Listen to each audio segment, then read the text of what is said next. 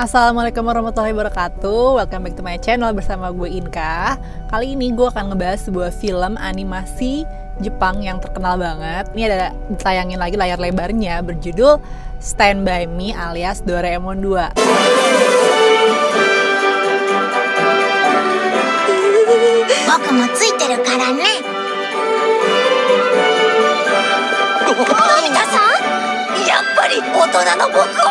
Ini adalah pengalaman gue setelah setahun lamanya gue sabar-sabar nggak nonton ke bioskop ya setelah pandemi. Tapi kebetulan karena akhirnya alhamdulillah dapat restu dan izin dari suami buat ngabur sebentar me time nonton, anak-anak titip dulu sama suami, dan gue tetap menjalankan protokol kesehatan di mana di dalamnya gue nggak ngelepas masker sama sekali. Jadi biasanya gue sambil ngemil popcorn, gue cuman ya minum colongan-colongan dikit gitu. Disutradarai oleh Takashi Yamazaki. Film ini merupakan sequel dari film Doraemon pertama itu Stand By Me, dan juga pengembangan dari kisah komik ya, dari buku komiknya Doraemon dan juga serial yang kita sering tonton di SCTI.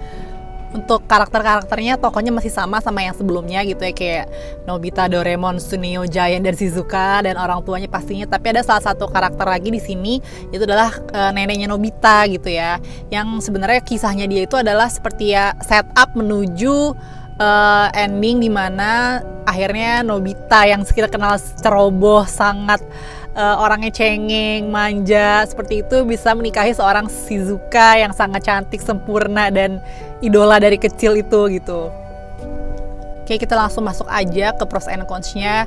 Di sini gue suka banget gimana karakter development-nya dari mulai Nobita kecil sampai Nobita dewasa gitu, meskipun dia udah berubah dewasa, yang sebenarnya di Doraemon 1 juga ada ya gitu.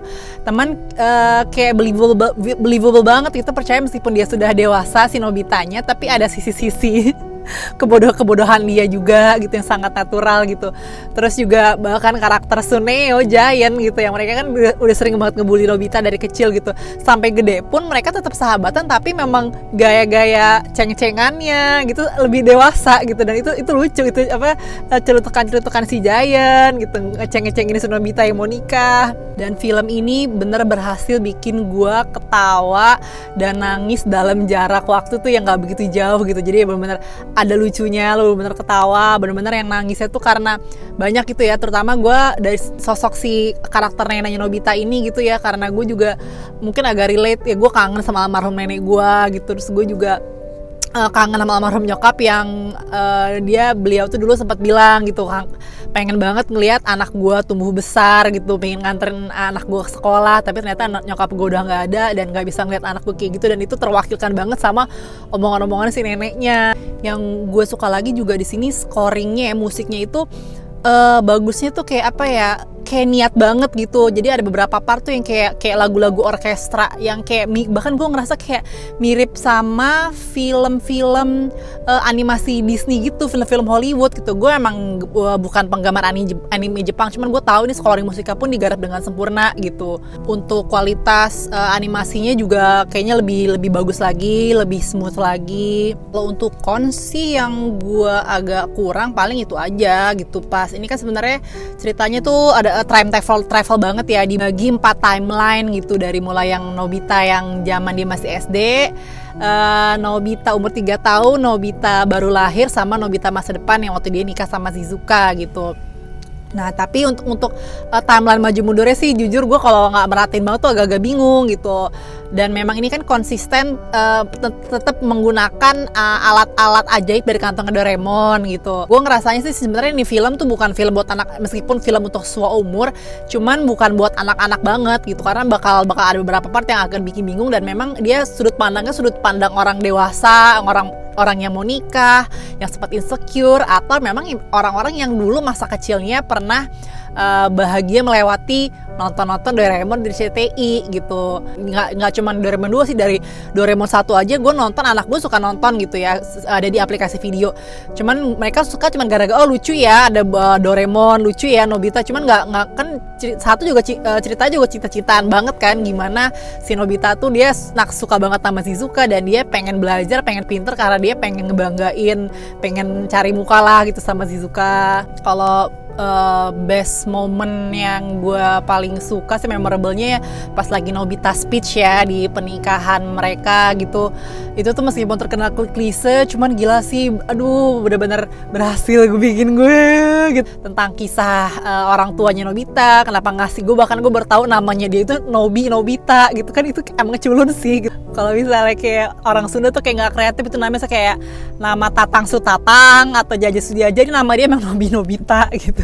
Kalau untuk skor film ini sih gue ngasih skor kayak sih 7,8 gitu. Emang belum sempurna banget, cuman memang film yang berhasil. Ada hal yang membekas.